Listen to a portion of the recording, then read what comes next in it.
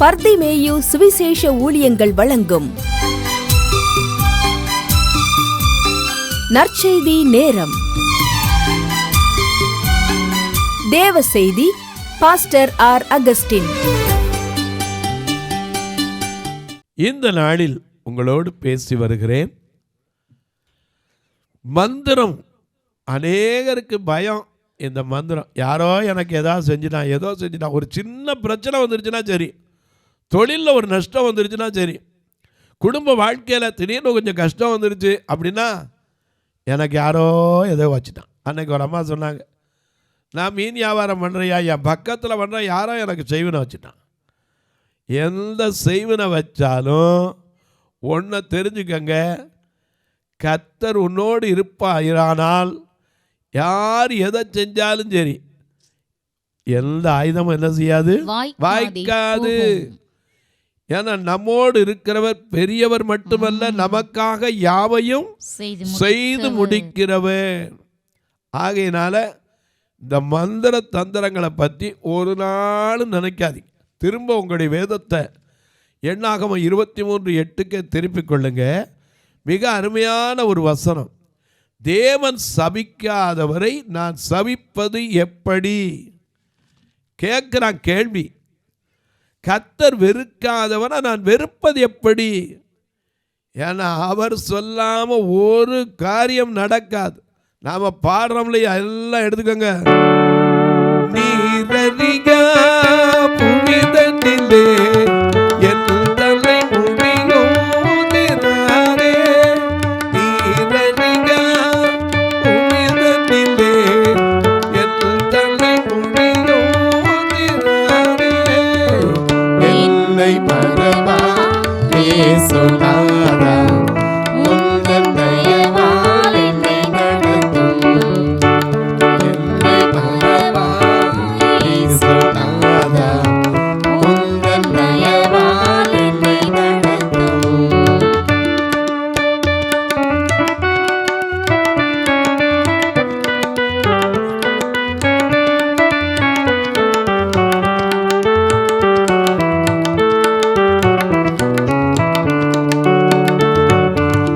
பயப்படாதே, பலக்கரத்தாலே பாதுகாப்பே என்றதாலே ஸ்தோத்திரம்.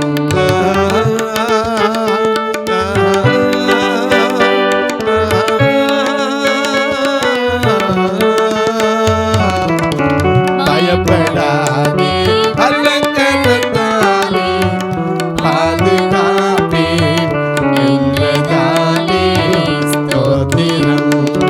பாசமென்றே நீ கைததினா, பாசமென்றே நீ கைததினா, அறிக்கையில்லாத கருவினே, பாசமென்றே நீ கைததினா, அறிக்கையில்லாத கருவினே, என்னை மறவா பேசுனாரா, உந்தன் தயவால் என்னை நடத்தும், என்னை மறவா இயேசுநாதா, உந்தன் தயவால் என்னை நடத்தும்.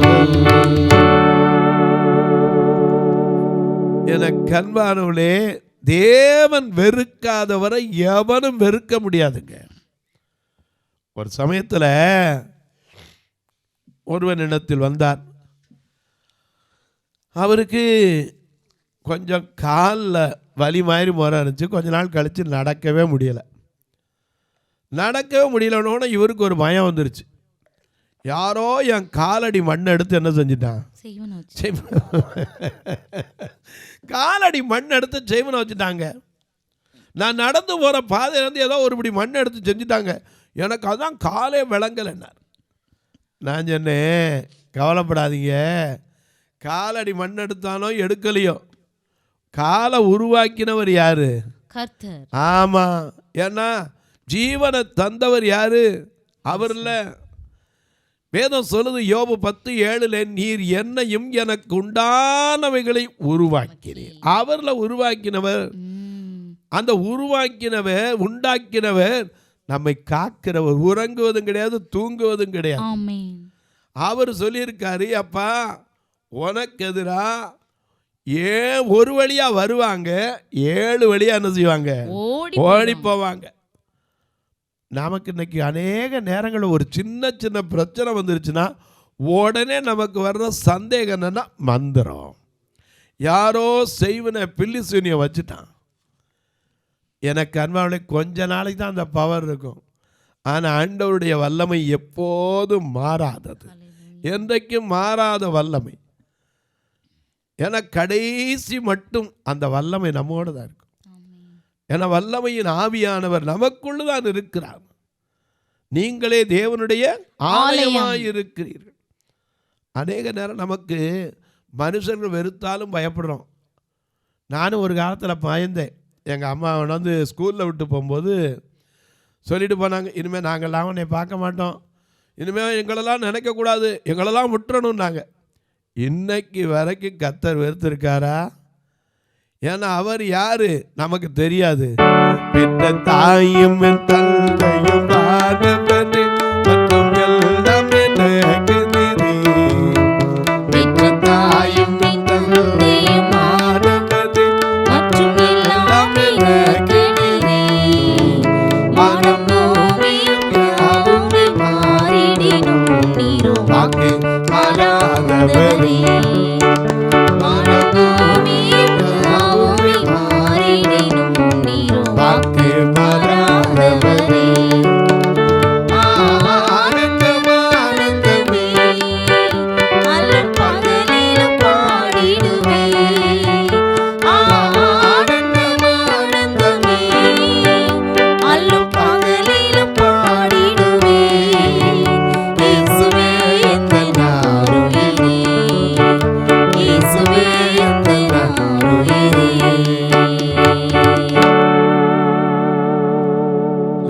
இதற்கு இணை எதுவுமே கிடையாதுங்க. நாம எல்லாத்துக்கும் பாடுவான, நமக்குள்ள அது ஞாபகம் வராது.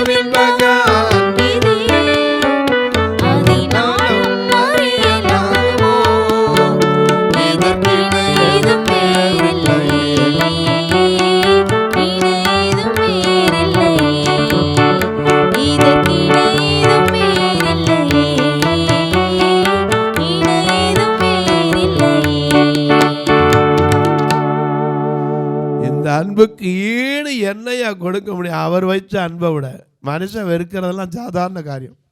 ஏன்னா அதனால தான் நேற்று கூட நான் கேட்டேன், ஒரு வசனம் உண்டு, மிக அழகான வசனம். மத்தேயு எழுதின சுவிசேஷத்தில் 19:29 ஆண்டவர் சொல்லியிருக்கிற ஒரு வார்த்தை. இயேசு பேதுருட்ட சொன்னார், என் நாமத்தின் நிமித்தம் வீட்டையாவது, நல்ல கவனிங்க, வீட்டையாவது, சகோதரரையாவது, சகோதரிகளையாவது, தகப்பனையாவது, தாயையாவது, மனைவியாவது, பிள்ளைகளையாவது, நிலங்களையாவது விட்டவன் எவனோ அவன் நூறத்தனையாய் அடைந்து நித்திய ஜீவனையும் சுதந்திரித்துக் கொள்ளுவான். இதை விட என்ன ஆசீர்வாதம் வேணும்? இந்த உலகத்துல எது விட்டாலும் கவலைப்படாதீங்க, ஒன்னே ஒன்றை மட்டும் சொல்லிக்கிட்டே இருங்க. என்ன வந்தாலும் எது நடந்தாலும், என்ன வந்தாலும் எது நடந்தாலும் அப்பாவை சோதரிப்பேன். என்ன வந்தாலும் எது நடந்தாலும் அப்பாவை சோதரிப்பேன். ஸ்தோத்திரம் ஏசப்பா ஸ்தோத்திரம் ஏசப்பா ஸ்தோத்திரம் ஏசப்பா ஸ்தோத்திரம் தாவீதை போல நடனமாடி அப்பாவை ஸ்தோத்திரிப்பேன் தாவீதை போல நடனமாடி அப்பாவை ஸ்தோத்திரிப்பேன் பரிசுத்த ரத்தத்தால் பாவங்கள் போவிய பரிசுத்த ரத்தத்தால் என் பாவங்கள் கழுவிய அப்பாவை ஸ்தோத்திரிப்பேன் பரிசுத்த ரத்தத்தால் பாவங்கள் கழுவிய அப்பாவை ஸ்தோத்திரிப்பேன் ஏசப்பா ஸ்தோத்திரம் ஏசப்பா ஸ்தோத்திரம் ஏசப்பா ஸ்தோத்திரம் ஏசப்பா ஸ்தோத்திரம் என்ன போனாலும் போட்டு கத்த நம்மோடு இருக்க எது நமக்கு விரோதமா உருவாக்குனாலும் வராது. ஆமென். இன்னைக்கு அநேக நேரங்களில் அது தெரியறது இல்லை. அதனால தான் உங்களுக்குள்ள பயம் எனக்குள்ள பயம். ஒரு சமயத்தில் இயேசு அழைக்கிறார் புஸ்தகத்தில் இதை குறித்து படிச்சிருந்தேன். சுப்பையான்னு ஒருத்தர் ஓட்டப்படாது பக்கத்தில், அவர் ஒரு மந்திரவாதி. அவர்கிட்ட போய் ஒருத்தன் அண்ணன் தம்பி 2 பேர். இந்த அண்ணங்காரன் அவன் சொன்னான், ஐயா இவனுக்கு ஏதாவது செய்யணும். ஏன் நிறைய சொத்து இருக்குது, சோகம் இருக்குது, பணம் இருக்குது, பிள்ளைகளும் இல்லை. எனக்கு பிள்ளைகள்லாம் இருக்குது. இவன் செத்தானா அந்த சொத்து பூரா யாருக்கு வரும்? அண்ணன் செத்தானா தம்பிக்கு என்ன செய்யும்? வரும். அதனால் இவனை எப்படியாவது என்ன செய்யணும்? சாகடிக்கணும் சொல்லி எவ்வளவோ செய்வனை அனுப்பி பார்த்தான். ஆனால் அது வீடு வரைக்கும் போச்சு. ஆனால் உள்ளே போக முடியல. ஏன்? அங்கே ஒருத்தர் உலாவி கொண்டிருக்கிறார். ஐயா அவர் உலாவுகிற தேவன் யார்? வெளிப்படுத்தின விசேஷத்தில் வாசிக்கிறோம். 7 நட்சத்திரங்களை தம்முடைய கையில் தம்முடைய கரத்தில் வைத்துக் கொண்டு 7 பொன் குத்து விளக்குகளின் மத்தியில் உலாவுகிற தேவன். பாளையத்தில் உலாவி வரும்போது அசூசை காணப்படக்கூடாதுன்னு அன்றைக்கே பழைய ஏற்பாட்டு காலத்தில் வைத்தார். அவர் எப்படி உலாவார நாம பாடுறோம். வெண்குதிரை மேல் உலாவி வருகிறார், வெண்கிரீடமும் அவர் தலையில் ஜொலிக்குதே. வெண்குதிரை மேல் உலாவி வருகிறார், வெண்கிரீடமும் அவர் தலையில் ஜொலிக்குதே. வெண் சிங்காசனம் சிரிக்குதே, வெண் சிங்காசனம் சிரிக்குதே. நடிகப்பதே மொழி கொட்டி பாடுதே, நட்சத்திரங்கள் கை கொட்டி பாடுதே. அல்லேலூயா ஆனந்தமே, அல்லேலூயா ஆனந்தமே. ஆடி பாடி நடனமாடி ஆனந்திப்போமே, நாம் ஆடி பாடி நடனமாடி ஆனந்திப்போமே. மன்னனேசு வருகிறார் நீ வந்து பாடிடு, மணவாளன் வருகிறான் நீ ஆயத்தப்படு. மன்னனேசு வருகிறான் நீ வந்து பாடிடு, மணவாளன் வருகிறான் நீ ஆயத்தப்படு.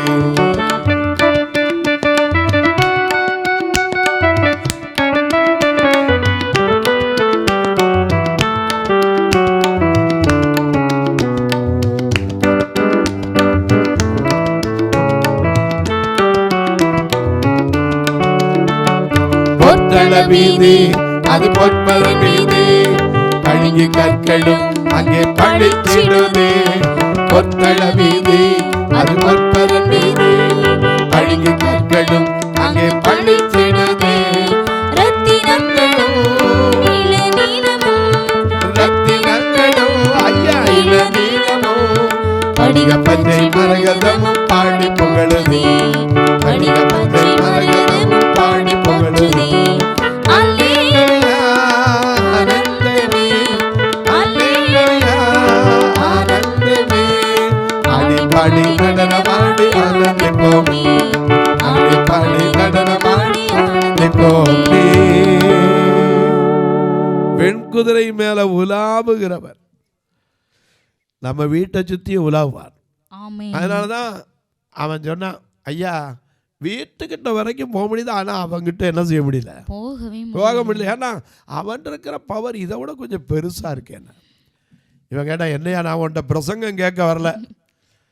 இவன் சொன்னா, ஏய் என்ன இருந்தாலும் செத்தா உனக்குத்தானே வரப்போகுது, இதுக்கு போய் அவனை செத்தான சாகாட்டி என்னன்னா, உன்ட்ட பிரசங்கம் கேட்க வரல. அவனை சாகடிக்க முடியுமா முடியாதா?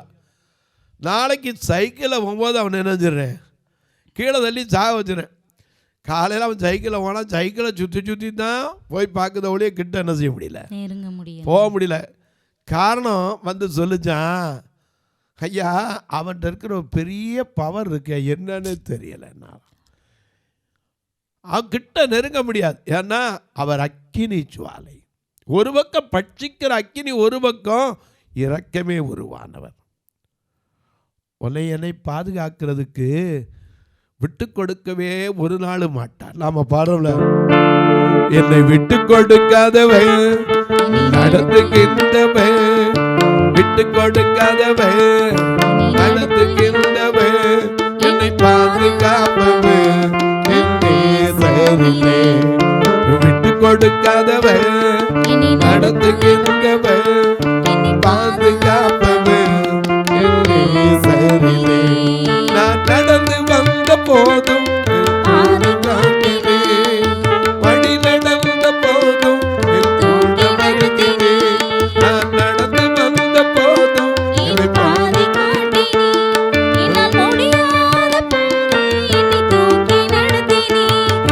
விட்டு கொடுக்காதவன் என்னை நடத்துகின்றவன், என்னை விட்டு கொடுக்காதவன் நடத்துகின்றவன், என்னை பாதுகாப்பவன்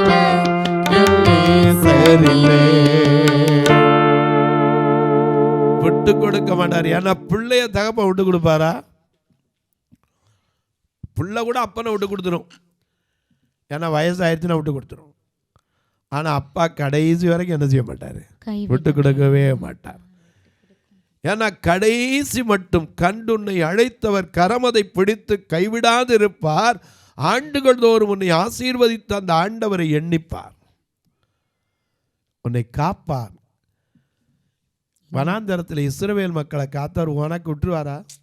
இன்னைக்கு அநேக நேரங்களை நமக்கு விளங்குறது இல்லை. ஏதோ ஒரு சின்ன பிரச்சனை, ஒரு வியாதி வந்துருச்சுன்னா கூட சரி, உடனே யாரோ எனக்கு எதையோ சாப்பாட்டில் வச்சுட்டான். எனக்கு அன்பார்ல ஆண்டவர் என்ன சொல்லியிருக்காரு தெரியுமா? சாப்பிடும்போது மிக அழகாக சொல்லியிருக்கார், நீ சர்ப்பங்களை எடுக்கலாம், தேள்களை மிதிக்கலாம், சாவுக்கு ஏதுவான ஒன்றை குடித்தாலும் அது உன்னை என்ன செய்யாது, சேதப்படுத்தாது. இது எல்லாருக்கும் தெரியும். ஆனால் 1 கொரிந்தியர் 10:27 அவிசுவாசி வீட்டுக்கு போனாங்க, அங்க நடந்துருச்சுன்னு சொல்லுவீங்க. ஆனா அங்க என்ன இருக்கமா, அன்றியும் அவிசுவாசிகளில் ஒருவன் உங்களை விருந்துக்கு அழைக்கும், உன்னை விருந்துக்கு அழைக்கும் போது போக உங்களுக்கு மனது இருந்தால் மனசாட்சி நிமித்தம் ஒன்றையும் அங்க போய் எதையும் கேட்காது, அப்படி வச்சே இப்படி வச்சதா. ஏன்னா ஒன்னும் செய்யாது. நாம சொல்றோம் இல்லையா, ஒன்றும் என்னை சேதம் செய்யாதே, நான் இன்று பாக்கியவா, கர்த்தர் நித்தம் என்னை நடத்திடுவா, தம் செட்டைகளால் காத்திடுவா, கர்த்தர் நித்தம் என்னை நடத்திடுவா, தம் செட்டைகளால் காத்திடுவா.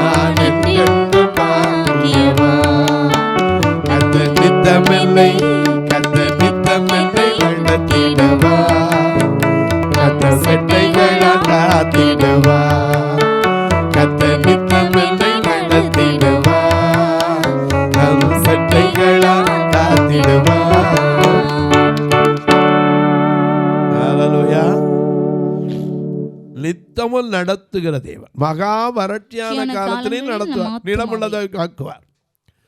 நமக்கு ஒரு சின்ன பிரச்சனை வந்துட்டா பாருங்க, அவிசுவாசி ஒருத்த வீட்டுக்கு விருந்துக்கு கூப்பிட்டா போகலாமா போகக்கூடாதா? கண்டிப்பா போகலாம். ஏன்னா அவிசுவாசி ஒரு நாள் விசுவாசி ஆகணும்ல.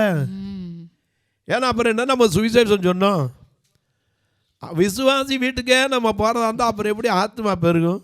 அவிசுவாசி வீட்டுக்கு நீ கண்டிப்பாக என்ன செய்யணும்? போகணும். அது மட்டும் இல்லை, அங்கே போனால் ஒன்றை என்ன செய்யக்கூடாது?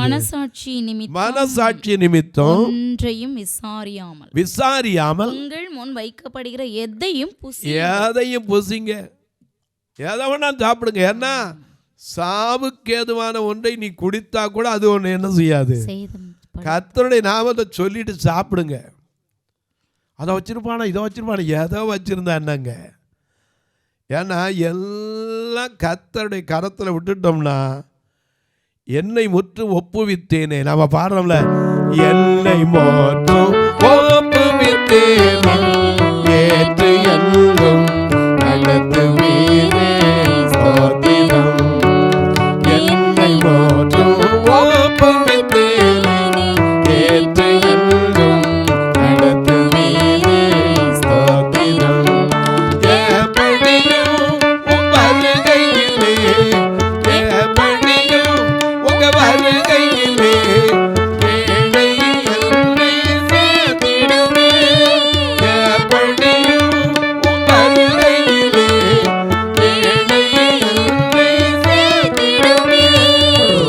என்னை மறவா இயேசுநாதா, உந்தன் தயவால் என்னை நடத்தும். என்னை மறவா இயேசுநாதா, உந்தன் தயவால் என்னை நடத்தும். அவிசுவாசி வீட்டுக்கு போனாலும் சரி, கடையில் வாங்கி தின்னாலும் சரி, 1 கொரிந்தியர் 10:25 வாசிக்கிறோம், கடைகள்ல விற்கப்படுகிற எதையும் வாங்கி புசியுங்கள், மனசாட்சி நிமித்தம் நீங்கள் ஒன்றையும் விசாரிக்க அங்க போய் கேட்க ஆரம்பிச்சா அது எந்த மாவு, எப்போ செஞ்சது, எங்க வாங்கினது, எதை வச்சு விசாரிக்க ஆரம்பிச்சா நிம்மதியா இருக்க மாட்டேன். எனக்கு அன்பான அவிசுவாசி வீட்டுக்கு போனீங்கன்னா அங்கேயும் விசாரிக்க கூடாது. ஏன்னா அப்படி விசாரிச்சேன்னா ஒருவேளை நீ எந்திரிச்சு வர வேண்டியிருக்கும், அவன் மனசுல எனது வெறுப்பத்தான் உண்டாக்கும். எனக்கு அன்பான நமக்கு எதிராக எது செஞ்சாலும் நடக்காதுங்க. ஏன்னா நம்ம வெறுக்கிறதுக்கு ஒரே ஒருத்தரால தான் முடியும். அவர் நம்ம என்ன செய்யல, வெறுக்காதவர். எந்த நிலையில் நாம் இருந்தாலும் என்னை வெறுக்காதவர் இயேசு ஒருவரே. பட்டம் படிச்சிருக்கேன் ஜனங்கள் வெறுப்பான். கடங்காரனாக இருந்தால் கடங்காரன் வெறுப்பான். நோயாளியாக இருந்தால் நோயாளி உன் குறையே சொல்லித்தான் வெறுப்பான். ஆனால் உன் குறைவுகளை பார்க்கிறவர் அல்ல. என் தேவன் தம்முடைய மகிமையின் செல்வத்தினால் உங்கள் குறைவுகளெல்லாம் கிறிஸ்துவுக்குள் மகிமையில நிறைவாக்கப் போகிறவர். தொலைக்காட்சியில் பார்க்கிற என் அன்பு மக்களே, இந்த நிகழ்ச்சியை நாள்தோறும் பார்க்குறீங்க, கேட்குறீங்க, சந்தோஷப்படுறீங்க. கவலைப்படாதீங்க. யார் எதை செஞ்சாலும் பயப்படாதீங்க. யார் எதை சொன்னாலும் உடனே அப்படியா அப்படின்னு ஆச்சரியப்படுறாதீங்க. அடுத்த செய்தியில் உங்களுக்கு சொல்கிறேன், ஆண்டவர் வெறுக்காட்டா உன்னை ஒருத்தன் வெறுத்தும் பலன் கிடையாது. ஆண்டவர் சபிக்காட்டா உன்னை எவர் சபிச்சாலும் ஒன்றுமே கிடையாது. பயப்படாதீங்க. சில நேரங்கள் இப்படி தான் சொல்கிறீங்க, ஐயோ எனக்கு யாரோ என்னமோ செஞ்சுட்டா, யார் என்ன செஞ்சாட்டா. சிலருக்கெல்லாம் கால் கொஞ்சம் வலி எடுத்துன்னா சரி, எங்கோ போகிற பாதையில் ஏதோ மிதிச்சிட்டனோ, ஏதோ கழிப்பு கழிச்சுட்டோம். நிச்சயமாக சொல்கிறேன், மிதிச்சாலும் ஒன்று அப்படியாவது நீங்களாவது கண்ணு தெரியும், பார்த்து தாண்டி போயிடுவீங்க. நாங்கள் எத்தனை தடவை நான் வீட்டு பக்கத்தில் போட்டு போகிற பூசணிக்காயில் மிதிச்சிருக்கேன் தெரியுமா? ஒன்றும் செய்யலை. ஏன்னா கால்கள் யார் தந்தது? கர்த்தர் தந்தது. 2 சின்ன கைகள் தேவனை பார்க்க, 2 சின்ன கால்கள் அவர் பாதையில் நடக்க. அப்புறம் எப்படி நமக்கு தீங்கு வரும்? தொலைக்காட்சியில் பார்க்கிறவர்களே, இந்த நிகழ்ச்சியை நாள்தோறும் பார்க்குறீங்க, கேட்குறீங்க, சந்தோஷப்படுறீங்க. ஒரு வார்த்தை ஜெபம் பண்ணுங்க, இது தொடர்ந்து வரணும், தேவைகள் சந்திக்கப்படணும். எங்கள் ஆலயத்தை ஒரு நாள் எப்போமாவது பாருங்கள். 2 சபையும் 2 கண்ணு தெரியாத மக்கள், ஏழை மக்கள் நிரம்பி இருக்காது. அதில் ஒரு காணிக்கையோட கரண்ட் பில் கட்டுற கூட இருக்காது. ஆனால் இன்று வரை இத்தனை வருஷமாக கர்த்தர் நடத்துகிறார். நீங்களாம் கொடுக்குற காணிக்கை தான். உங்களை இன்னும் கர்த்தர் ஆசீர்வதிக்கணும் தான் நான் எப்போதும் ஜெபம் பண்ணுவேன். உங்கள் குடும்பம் ஆசீர்வதிக்கணும், உங்கள் தொழில் ஆசீர்வதிக்கணும், உங்கள் பிள்ளைகள் ஆசீர்வதிக்கப்படணும், எந்த ஒரு தீங்கும் உங்களை அணுகக்கூடாது. நான் என்னாலும் உங்களுக்கு ஜெபிப்பதுண்டு. நீங்களும் கர்த்தர் ஏவினால் ஒரு நாள் நிகழ்ச்சி தாங்கலாம், ஒரு கட்டுமான பணி கொடுக்கலாம், உங்கள் பிறந்தநாள் திருமண நாள் போன்ற நல்ல நாட்களில் இந்த பார்வையற்ற மக்களுக்கு உணவு கொடுக்க, உடை கொடுக்க, ஒரு ஊன்றுகோலை கொடுக்க உதவலாம். உங்கள் ஜபக்காரி எப்போ இருந்தால் காலை 10லேருந்து 5க்குள்ளே சொல்லலாம். நீங்கள் கேட்கலாம், பிரதர் எப்படி நாங்கள் தொடர்பு கொள்ள, தூரத்தில் இருக்கோம், வந்து பார்க்க முடியாது. இப்போல்லாம் எவ்வளோ தூரத்தில் இருந்தாலும் சரி, பக்கத்து கடையில் நின்று டீ குடித்தா உங்கள் காதிலே கேட்கலாம். நீங்கள் 15 ரூபாய் டீ குடிச்சிங்கன்னா அடுத்த நிமிஷம் வரும் 15 ரூபாய் பெறப்பட்டது சத்தம் கேட்கும். அந்த அளவுக்கு ஜிபே ஃபோன்பே வந்துருச்சு. இதில் 2 நம்பர் வந்துக்கிட்டே இருக்குது. இதன் வழியாக நீங்கள் ஜிபே உண்டு, ஃபோன்பே உண்டு தொடர்பு கொள்ளலாம். ஒருவேளை உங்களுக்கு ரசீது வைக்க, வரி விலக்கு இப்படிப்பட்ட காரியங்கள் உண்டானால் என்னிடத்தில் தாராளமாக தொடர்புலாம். இப்போது உங்களுக்காக ஜெபிக்கட்டுமா? நல்ல பிதாவே, நன்றியோடு துதிக்கிறோம் சுவாமி. தேவன் வெறுக்காதவர், சபிக்காதவர். இதை நாம் அறிந்து கொண்டால் யார் என்ன சபிச்சாலும் சரி, யார் வெறுத்தாலும் சரி, ஆண்டவர் சொல்லியிருக்கிற வார்த்தை நமக்கு விளங்கும். என் நிமித்தம் வீட்டையாவது, மகனையாவது, மகளையாவது, தகப்பனையாவது, தாயையாவது, சகோதரனையாவது, சகோதரியாவது, நிலங்களையாவது விட்டவன் எவனோ அவன் 100 மட்டுமல்ல நித்திய ஜீவனை பெறுவான் என்று சொன்னீர். இந்த நம்பிக்கை எங்களுக்குள்ள எப்போது இருக்கும்போது நாங்கள் சோர்ந்து போகாமல் உம்மை நோக்கி அடியெடுத்து வைக்க உதவி செய்யும். இந்த நாளிலும் கண்ணீரோடு கவலையோடு இருக்கிற மக்களுக்காய் ஜெபிக்கிறேன், வேதனையோடு இருக்கிற மக்களுக்காய் ஜெபிக்கிறேன். இன்னைக்கு தான் ஆப்ரேஷன், ஐயோ என்ன நடக்குமோ மனம் பதறி இருக்கிற மக்களுக்காய் ஜெபிக்கிறேன். பிரசவ காலத்தில் இருக்கிற பயத்தோடு இருக்கிற என் அன்பு சகோதரி பிள்ளைகளுக்காய் ஜெபிக்கிறேன், வாலிப பிள்ளைகளுக்காய். பல நாட்களாகி ஐயோ ஒவ்வொரு நாளும் நான் படுகிற வேதனை யாருக்கு தெரியும் என்று கண்ணீர் வடிக்கிற மக்களுக்காய் ஜெபிக்கிறேன். சரீரத்தில் பலவீனத்தோடு படுக்கையில் படுத்து கிடந்து கேட்பதற்கு கூட ஒருவருமே இல்லையே என்று கண்ணீர் வடிக்கிற அன்பு தாய் தகப்பன்மாருக்காய் ஜெபிக்கிறேன். தன் பிள்ளைகளை வைத்துக்கொண்டு ஒரு நல்ல திருமண வாழ்க்கை அமைத்துக் கொடுக்க முடியாதபடிக்கு என்னிடத்தில் பொருளாதாரம் இல்லையே என்று கண்ணீர் வடிக்கிற மக்களுக்காய், இருக்கிற இடம் கூட இல்லாமல் இன்றைக்கு சாலை ஓரத்தில் வீதியில் கிடக்கிற மக்களுக்காய் ஜெபிக்கிறேன். ஒவ்வொருவருடைய கண்ணீர் கவலைகளை கர்த்தர் மாற்றும். வானத்திற்கும் பூமிக்கும் சகல அதிகாரம் கொண்ட இயேசு கிறிஸ்துவின் ஈடு இணையற்ற வல்லமையுள்ள நாமத்தில் ஜெபிக்கிறேன் நல்ல பிதாவே, ஆமென். சபை ஆராதனை ஞாயிறு காலை 10 மணி முதல் 12 மணி வரை. இடம் பர்திமேயு சுவிசேஷ ஆலயம், அன்னை சத்யா நகர், இளமனூர் அஞ்சல், சக்கிமங்கலம் வழி, மதுரை மாவட்டம். பின்கோட் 625201 மற்றும் பர்திமேயு சுவிசேஷ ஜெப வீடு, flat number 107, Eden garden, Muthur, Tirunelveli. Pincode 627011. சிறப்பு உபவாச கூட்டம் ஒவ்வொரு மாதமும் 2வது சனிக்கிழமை காலை 10 மணி முதல் 1 மணி வரை நாகர்கோவில் YMCA ஹாலில் வைத்து நடைபெறுகிறது. மற்றும் ஒவ்வொரு மாதமும் 4வது சனிக்கிழமை காலை 10 மணி முதல் 1 மணி வரை திருநெல்வேலி புதிய பேருந்து நிலையம் அருகில் உள்ள கிரேஸ் ஹாலில் வைத்து நடைபெறுகிறது. எங்கள் எல்லா ஆராதனைகளிலும் கலந்து கொண்டு தேவனை மகிமைப்படுத்த அன்பாய் அழைக்கிறோம். உங்கள் உதாரத்துவமான காணிக்கைகளினால் இவ்வூழியத்தை தாங்க விரும்பினால் R. Augustin, account number 5021364331, IFSC code IDIB 000B066, Indian bank, BP Kulam, Madurai.